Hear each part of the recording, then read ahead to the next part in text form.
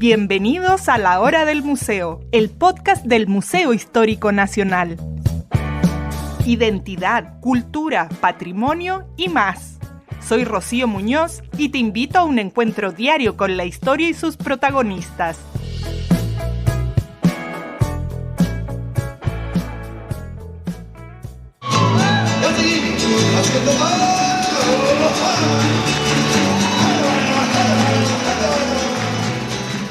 En estas fiestas patrias, uno de los alimentos estrellas es el tomate.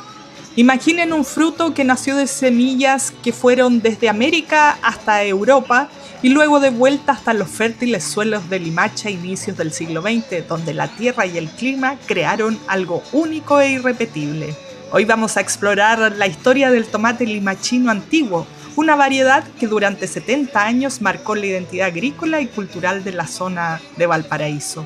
Un tomate que por su precocidad llegaba antes que cualquier otro a los mercados de Santiago, reconocido por su sabor incomparable y por su jugosidad extrema.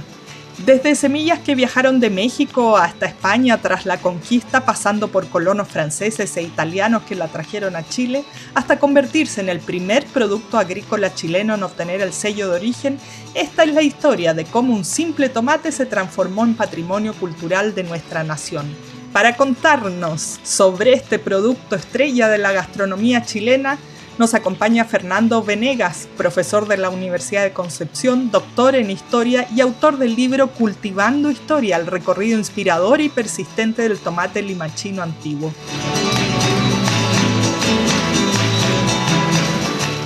Hola Fernando, bienvenido, ¿cómo estás? Qué gusto tenerte en este episodio que hemos dedicado a un producto estrella, a un ingrediente estrella de nuestra cocina chilena y que tiene una tremenda historia que tú nos cuentas en este libro que salió hace poquito, Cultivando Historia, el recorrido inspirador y persistente del tomate limachino antiguo en Chile. Así que un placer tenerte aquí en La Hora del Museo. Un placer para mí, Rocío, estar en este importante programa, así que muchísimas gracias por esta invitación. Fernando, estuvimos revisando tu trayectoria, tus investigaciones y vimos que no solo el tomate, sino también has investigado otros aspectos del Limache. ¿Por qué esta zona te ha llamado la atención? Mira, en realidad es una buena pregunta. Ha sido como un laboratorio el Limache para mí.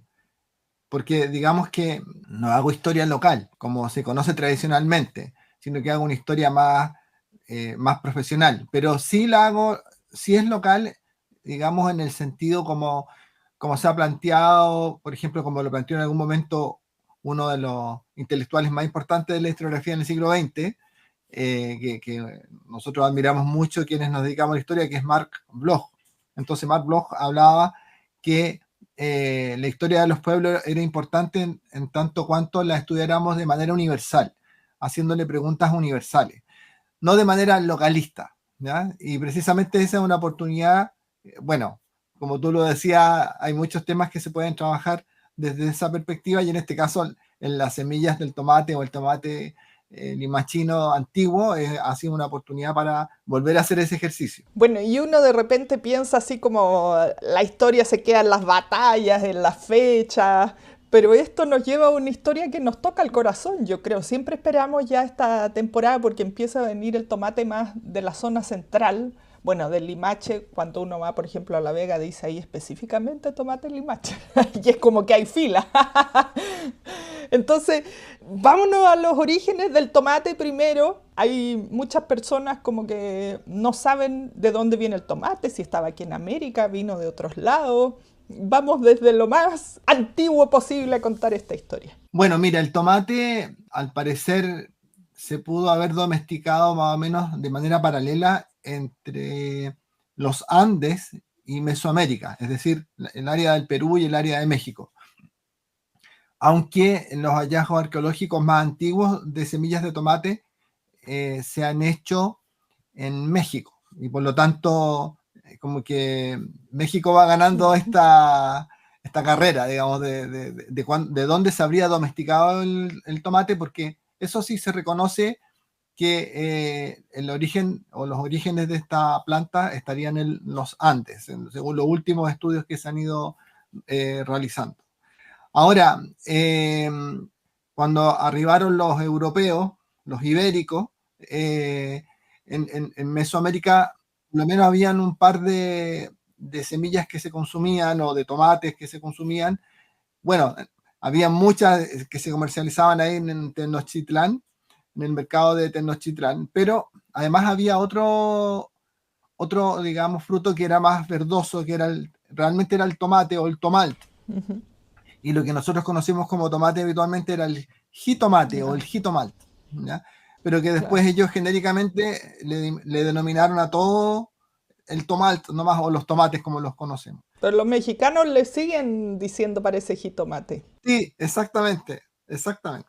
Y ellos entonces se lo llevaron a Europa, así como ellos trajeron semillas, animales de allá, se llevaron los tomates para allá, para España, pero según los estudios que se han hecho, no les fue tan atractivo el consumo del tomate. Al principio lo hacían en salsa.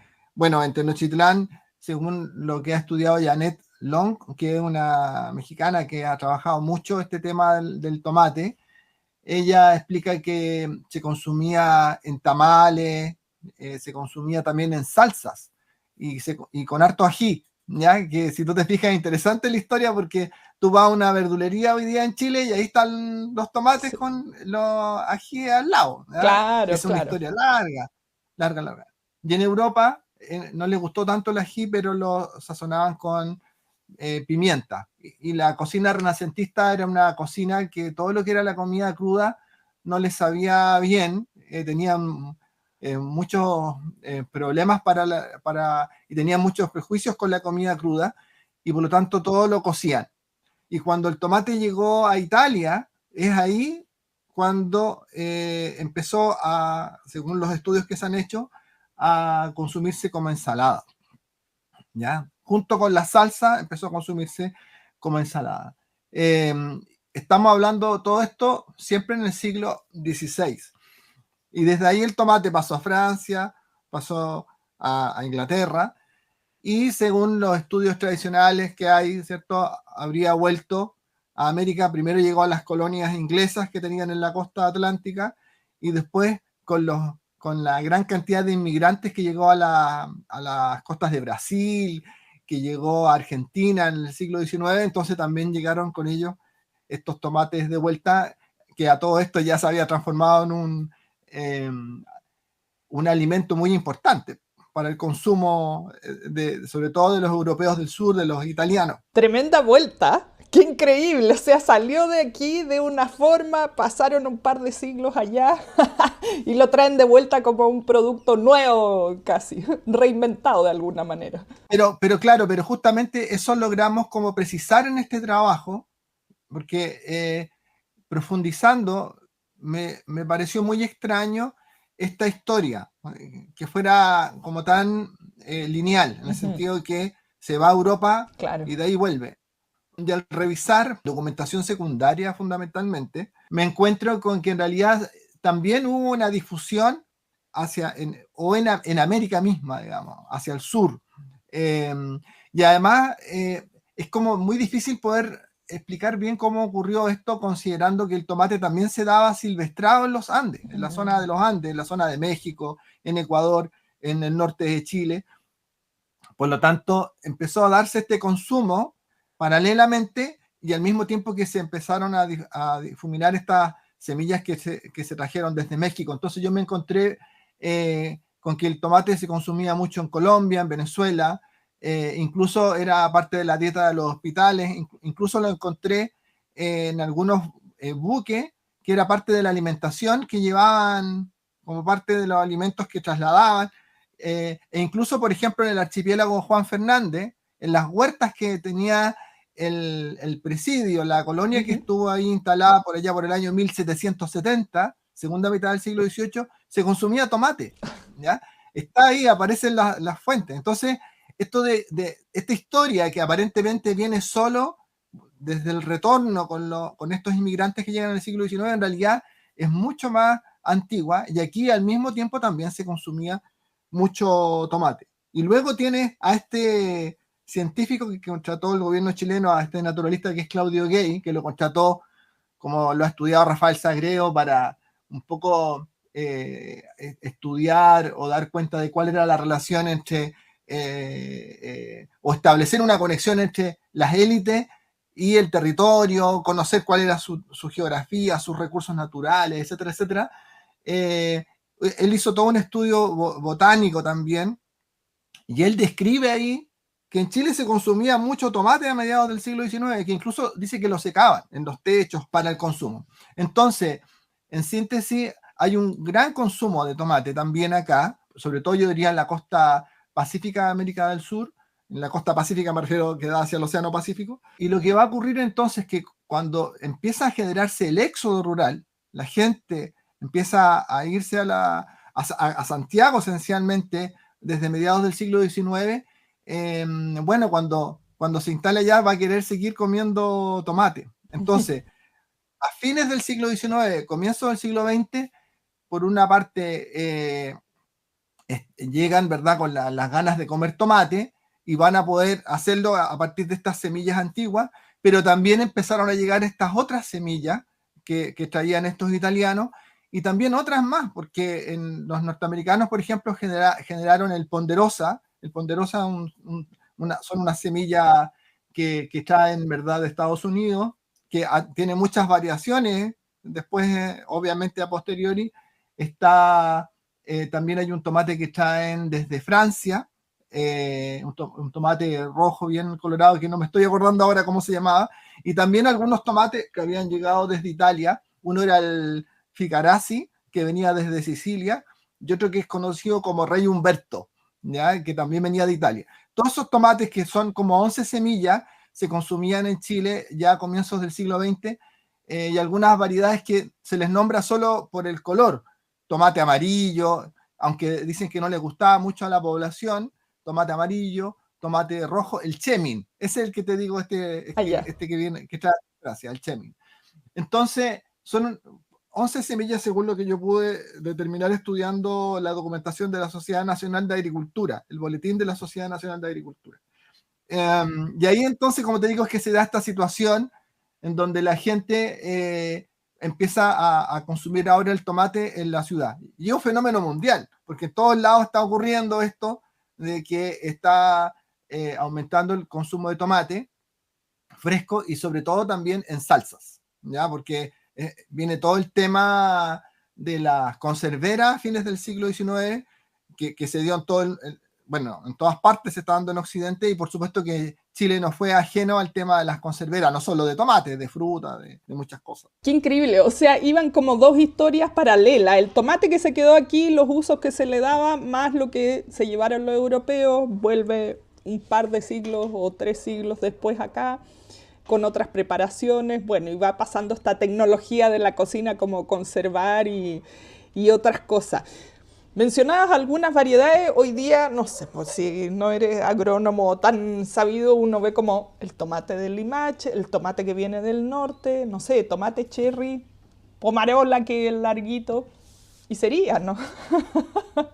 Lo que pasa es que hoy día trabajamos con los tomates híbridos, que son estas semillas que tienen número. Los tomates hoy día se venden por...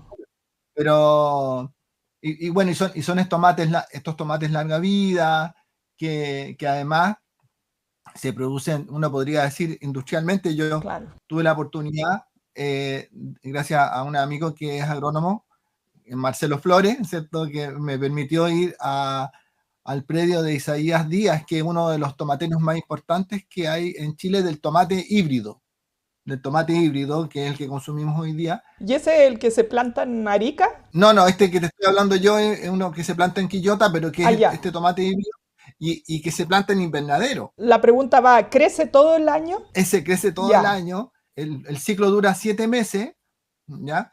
Y lo guían utilizan plástico, ¿cierto?, para guiarlo, y son plantas que te dan 30, 40 kilos, y probablemente me quede corto. Wow. Estos otros tomates de los que estamos hablando, en este caso el tomate limachino antiguo, sobre el que vamos a profundizar, te daban 2-3 kilos. Claro. Entonces, estos dan muchas plantas, las fertilizan usan mucho químico. En el caso de don Isaías, incluso es un agricultor muy innovador y él utilizaba unas bacterias que le inyectaba y qué sé yo, que permiten que el tomate crezca mucho. Y además importan abejorros desde Holanda Ah, que vienen en unas wow. cajas. Que Sí, esto vienen en sí que unas primera cajas. vez que escucho traer desde fuera abejorros. Y bueno, cuando tú ves esos abejorros que son más chicos que el abejorro chileno, que es uno bonito, rojo, que ya Claro. casi ni se ve, estos son unos abejorros que tienen como una franja, porque se escaparon de los cultivos, ¿verdad? Tienen unas franjas negras, salmones, blancas, medias azulinas. Esos son unas máquinas de polinización y, Ah, y eso los traen a polinizar y qué sé yo, y de ahí, después de esos 7 meses, vuelven de nuevo con el ciclo, digamos. Entonces, esos son los tomates larga vida, que no son transgénicos como algunos creen, ¿cierto? Sino que son híbridos, son semillas que han ido trabajando para irla fortaleciendo y haciéndolas más resistentes a la helada y qué sé yo, y que trabajan bajo nave. Pero esa historia es la historia actual.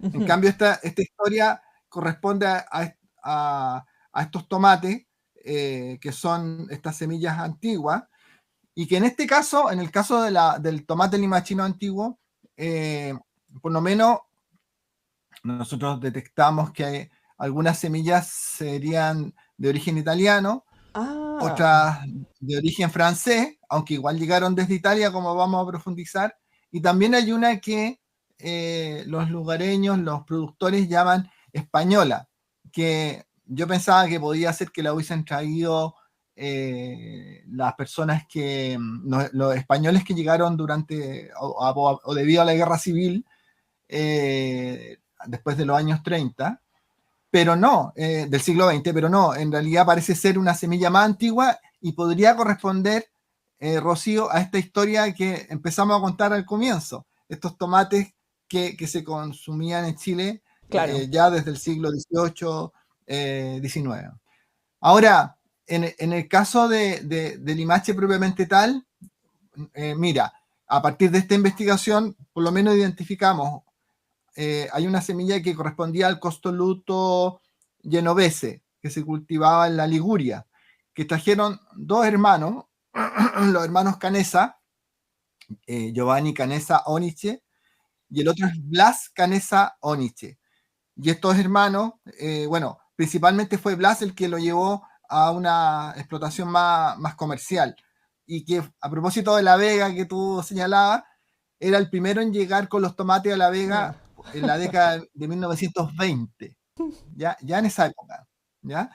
Y en ese momento ya Limache empezó a ser una zona importante en lo que respecta a producción de tomate, aunque no era la más relevante del país. Se producían en 1930 alrededor de 30 hectáreas de tomate, y la principal localidad tomatera en ese momento era Quillota, ¿ya? Mm. Y había otras como Arica. En Santiago, por supuesto, estaba el tomate de Las Condes, que se conocía como tomate Ah. condino.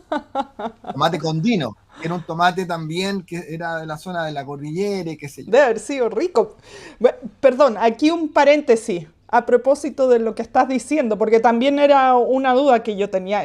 ¿Por qué Limache? ¿Ya era como un valle, digamos, agrícola? Bueno, tenemos, si uno también ahí explicarles a quienes nos escuchan, está Quillota, Limache, La Calera también, ¿no? Si no me confundo, pero es una zona que la tenemos asociada a las paltas, las chirimoyas, como que es muy rica. Sí, Limache, bueno, durante los siglos coloniales fue más bien una zona de estancias, Mm. y también de algunas haciendas. Las estancias son grandes propiedades de uso esencialmente ganadero, ¿ya? Y las haciendas son grandes propiedades, pero de uso esencialmente agrícola. Pero el tema es que el Valle de Limache está, si bien es cierto, es parte de la olla hidrográfica del río Concagua, está en una subcuenca más chiquitita que la del Valle de Limache. Está en el curso inferior del río Concagua. No es, digamos, en términos de la cantidad de agua, es una zona de agricultura obviamente más bien de rulo, es decir, que depende de las lluvias, y que comparativamente con el Valle de Quillota, ¿sí? El Valle de los Andes, de San Felipe, que están en torno a este gran caudal del río Concagua, era una zona bastante más seca, ¿ya? Entonces, por eso es que predominó el tema de las estancias, ¿ya? Y el cambio más importante, si bien es cierto, en algún momento en el siglo XVIII, los jesuitas fueron propietarios de esa estancia y le dieron como un impulso más agropecuario. En realidad, el gran salto se lo pegó en el siglo XIX, este espacio, de esta área de Limache, con algunos hacendados. Uno de ellos fue Ramón de la Cerda, el otro fue José Tomás Urmeneta, que trajeron canales de regadío. El otro fue Josué Waddington, ¿ya? Que trajeron canales de regadío desde el río Concagua hasta este valle. De hecho, la idea de Waddington era llevar agua hasta Valparaíso, y al final no le resultó y solamente llevó agua hasta Limache. Pero hicieron estos enormes canales de más de 100 kilómetros, y eso entonces le cambió la cara a un valle que era de rulo, lo transformó en un valle de riego. Y ahí entonces viene una época donde una parte del valle, no completa, digamos, sino que la que estaba bajo el riego de estos canales, porque además era cara el agua, pero igual infiltraba, ¿te fijas? Una parte de este valle se transformó o adquirió un gran potencial agropecuario, sobre todo en tiempos de José Tomás Urmeneta, y los otros propietarios fueron los Eastman. Urmeneta estableció una viña ahí, que fue bien conocida, que todavía está el vino Urmeneta, y también estuvo la viña Queronque, que establecieron los hermanos Eastman a fines del siglo XIX. Entonces, esa era una zona más bien de hacienda, y hacia la cordillera de la costa estaban estas estancias, estaba el tema minero también, en torno al área de la Dormida, que hacia el otro lado está Tiltil, que todavía siguen siendo zonas mineras, el Cerro La Campana también, zona minera, claro. Minería de cobre, minería del oro, te digo, desde los siglos coloniales, el siglo XVII, XVIII, y era una zona también de campesinos, una zona de comunidades campesinas, que sobre todo yo diría que eso tiene mucha vida o toma mucha fuerza en la segunda mitad del siglo XIX. Y que eso también es súper interesante, Rocío, porque es una cuestión que ocurre en todo el país, en torno al Valle Central, que uno ve que se desarrolla estas agriculturas, sobre todo en el sur. Yo lo vi, lo pude estudiar en San Carlos, lo pude ver acá en Santa Juana en relación a Lota, porque Gabriel Salazar desarrolla toda esta tesis de la descampesinización que se produce y que va asociada a la proletarización, que la gente emigra a la ciudad o emigra a los centros mineros, ¿cierto? Y por lo tanto se desafecta, se aleja de este mundo rural. Pero lo que ocurre también es que con el desarrollo o el crecimiento de las ciudades empiezan a demandar alimentos. Entonces, no fue algo tan mecánico, también se generó una importante producción o una importante revitalización de la producción agrícola y ganadera, y en todo ese tráfago, en todo ese movimiento fue también muy relevante el ferrocarril, ¿ya? Que empezó a generar conectividad en Chile central desde mediados del siglo XIX para adelante. Entonces, ese es el contexto de esta historia, pero claro, pero es una historia que es diferente, porque estos que le impulsan son estos italianos, y la impulsan en unidades de tierra que son más pequeñas. O sea, lo más grande eran, no sé, 10 hectáreas, 14 hectáreas, ¿ya? 50 hectáreas. Te estoy hablando que la hacienda, estamos hablando de 1000 hectáreas, claro, para arriba. Es un gran contraste. Y lo otro es que los hacendados no plantaban tomate, ¿ya? Estaban muy lejos de ese tipo de productos. Ellos plantaban, se iban a la segura, y además con el sistema del inquilinaje o del peonaje, era el trigo, ¿cierto? La cebada, ¿ya? El maíz, pero sobre todo el trigo y las papas. El cultivo de chacra estrella era la papa. Entonces el tema de los tomates también es bien como revolucionario, por decirlo así, porque implicaba además, bueno, toda la gente que le gusta el cultivo de la tierra y que conoce lo que es el tema del cultivo del tomate, sabe que demanda mucho trabajo el tema del tomate, porque hay que hacer almácigo, claro, ¿ya? Enseguida hay que irlo trasplantando, hasta que finalmente ya está en un momento que lo puedes sembrar. Si viene una helada se te mueren, entonces estamos hablando de las semillas tradicionales, digamos, en otro contexto, no en el contexto actual. Y luego, ¿cierto? Tienes que tener almácigo de reserva por si acaso precisamente las heladas te los matan.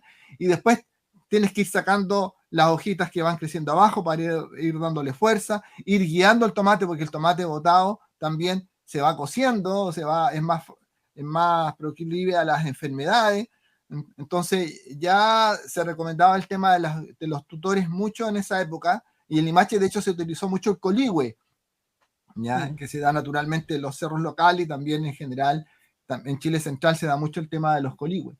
Entonces se encoliguaba, ¿ya? Y hay que ir amarrándolo, y está el tema del riego, demanda mucho cuidado hasta que finalmente tú puedes empezar las cosechas, y la cosecha que se daba, ¿cierto? Lo ideal era hacerla en diciembre. Si llegabas con los tomates a La Vega en diciembre, hacía una fortuna, ¿ya? Pero si te atrasaba en llegar, ahí venía el problema, porque claro, primero venían los primores de Arica, los de Ovalle, después venían los de Limache, y luego, ¿cierto? Venía el tomate condino, venía el tomate de Rengo, ¿ya? Entonces, si te atrasaste en la fecha, te topabas con las otras producciones de tomate, y por lo tanto el precio se iba a tierra, ¿ya? Y ya no era conveniente. Entonces, los tomateros además se les va el alma en poco tiempo. Claro. Tienen poco tiempo para generar ingresos, y con esos ingresos se tienen que dar vuelta todo el año. Si bien es cierto, después de los tomates podrían seguir con otros cultivos de chacra. Entonces, es una historia, como te digo, bien, bien compleja. ¿Ya? Hay mucho entramado aquí, en específico el tomate limachino con diferentes personajes, lugares del mundo, cosas que tienen que confluir para finalmente llegar, como yo decía, a este ingrediente estrella, sobre todo ahora que estamos en las fiestas patrias. Mencionaba diciembre, uno sabe, ¿no? que ya en esa época se puede comer las humitas con tomate, el pastel de choclo con tomate, pero en septiembre también queremos comer pebre. De todas maneras, no puede faltar. Ahora, lo que yo te quería comentar es que por lo menos dos cosas. Uno, que aparecen en escena entonces estos italianos con estas semillas, con el costoluto genovese, que este tomate que es, digamos, acostilladito, que aquí lo tenemos, ¿verdad? Que no es un tomate liso, ¿ya? Y luego también trajeron otra semilla que digamos que no llegó a explotarse en gran cantidad, pero que sí sabemos que se dio, que es el corazón de buey, que en España se conoce como el corazón de toro. Ambos sirven tanto para el consumo fresco, como ensaladas, como para hacer salsas, ¿ya? Pero el tomate estrella era ¿ya? El costoluto genovese, ¿ya? Que en la documentación aparece como variedad italiana. Esto te estoy hablando de los años 30, y ya más o menos en los años 40, 50, el Estado, ¿cierto?, empezó a promover la investigación y qué sé yo, y los agricultores también siguieron innovando, y desde la misma Italia, nuevos inversionistas en este tema del tomate, que fueron principalmente los italianos, también hubo árabes, hubo croatas. Juan Stambuk fue uno de los croatas que invirtió en esto. Entonces empezaron a traer el marmande, ya que es una semilla que es originaria de Francia, pero que ellos la traían desde Italia también. Ahí recuerdo, Roberto Devoto recordaba y me decía, yo recuerdo que veía que traían la semilla en los bolsillos. En esa época no existía el servicio agrícola ganadero. Claro, eso pensaba yo también. Tanto dar vuelta al mundo, en el fondo se conectaba por los alimentos, las semillas. Hoy día uno no puede llevar nada. No, mi idea es un problema, una cantidad de restricciones enormes por el tema, ¿verdad?, de evitar las plagas, etcétera, etcétera, control fitosanitario. Ahora, entonces, tú tienes que, cuando hablamos del tomate limachino antiguo, ¿ya? Entonces hablamos de estas semillas de linaje italiano, que es el corazón de buey, el costoluto genovese, y por otro lado tienes este de linaje francés, pero que también trajeron de Italia, que es el marmande. Y a su vez está esta semilla que ellos llamaban como el tomate español, ¿ya? Dicen que era más grandecito, achatado y de lóculos como vacíos. Entonces dice que lo ocupaban para llenar las cajas a veces.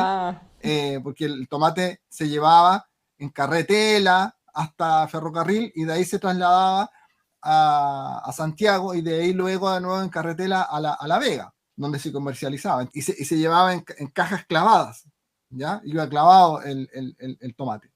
Entonces, como te comentaba, cuando hablamos entonces del tomate limachino antiguo son varias semillas, pero por lo menos son estas que te estoy nombrando y que claro, uno se podría preguntar, pero ¿por qué entonces se habla del tomate limachino antiguo si son semillas que vienen Claro. de otras partes del mundo? Porque van tomando obviamente las propiedades edáficas, las propiedades del suelo, las características climáticas, van tomando el sabor local, ¿ya? Porque si no diríamos que el tomate simplemente venía desde México y punto.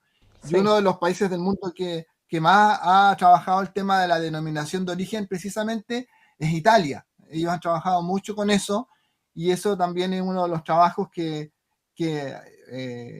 impulsaron Raúl Fuentes y Juan Pablo, ¿no? Para llevar adelante esta investigación. Y ya por el año 50 entonces, Limache era la principal zona productora de tomate de Chile. En esa época se producían 290 hectáreas. Wow. 290 hectáreas. Y luego siguió creciendo para llegar, según lo que pudimos establecer en esta investigación, en el año 1970 estamos hablando de 1.200 hectáreas. Para que tú te hagas una idea, para hacerlo lo más didáctico posible, con la producción de esa cantidad de hectáreas, en un contexto en donde la población chilena era de 9 millones de habitantes en esos años, La mitad. cada chilena se podría haber comido entre 8 y 9 kilos de tomate. Si se hubiesen cosechado y se pudiese haber repartido toda la producción. Es De una más, enorme yo cantidad. creo. Pero yo creo que es posible. Eso un poco respondiendo esa pregunta amplia que me hacías, ¿no? Bueno, Fernando, ya no nos queda nada de tiempo, pero para terminar esta conversación, ¿cómo o por qué es que se hizo tan famoso? Porque hoy día, como yo decía, como que uno espera que llegue más el verano para encontrar ese tomate limachino y como decía, están los letreros en La Vega que señalan y uno lo busca y si va camino a la playa de repente por el otro, no me recuerdo el número de esa autopista, esa carretera, digamos que sale uno a Concón, pasa por ahí medio por los valles y espera que les ofrezcan estos tomates.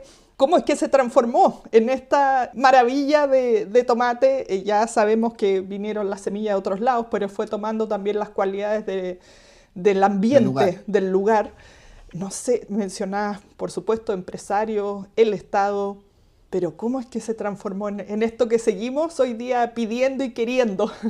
Sí, yo creo que primero, como tú lo decías, claro, hay ciertas características del lugar, del valle, de la tierra, del clima. También están los atributos culturales, de cómo se cultiva. En esa época Limache también se transformó en una importante zona avícola, entonces se abonaba con guano de gallina. Yo recuerdo cuando era cabro chico que todavía se plantaba tomate, de pronto el hedor era insoportable porque pasaban estos camiones por el centro de la ciudad, ¿ya?